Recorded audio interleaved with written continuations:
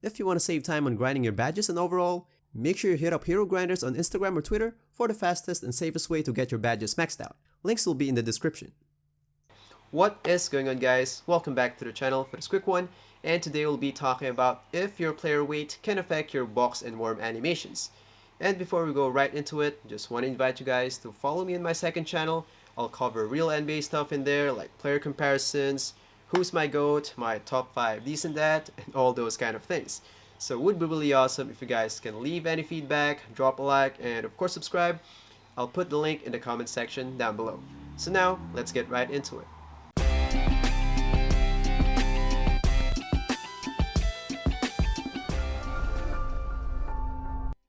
First, just want to make it clear, I know weight affects your strength cap and some other things, but what we're testing here is the actual weight, like if every stat is the same but the weight.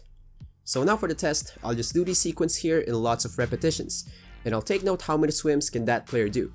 Usually, in this kind of test, before I test the realistic stat, I test the maximum versus the minimum first. So for example, in this one, I tested 350 pounds versus 115 pounds first. So if I don't get a decent difference on the results, on that big of a gap, I wouldn't bother testing the realistic stat, because that means it doesn't affect it. At least in this first test, I don't need much samples. So for 350 versus 115, there's a decent gap. That's 24 versus 14 out of 30 attempts. That justifies that it really affects it. Now, to put more realistic perspective in this one, let's test some realistic weight ranges. 275 pounds versus 210 pounds, that's the usual minimum and maximum for a 6'7" power forward build. So here are the results. So that is 32 versus 26 out of 50 attempts. It is not much to be honest, but still good to know that it affects it. So you can add this to your consideration in deciding for your weight. But again, it's not really a big factor, but still depends on your preference. So if you're making a build that you want to dominate the rebounding, might as well max your weight, so you can bully guys. Now you might ask, what about in boxing out? I'm not sure with this one, because I haven't really tested it yet, but I assume it affects it as well.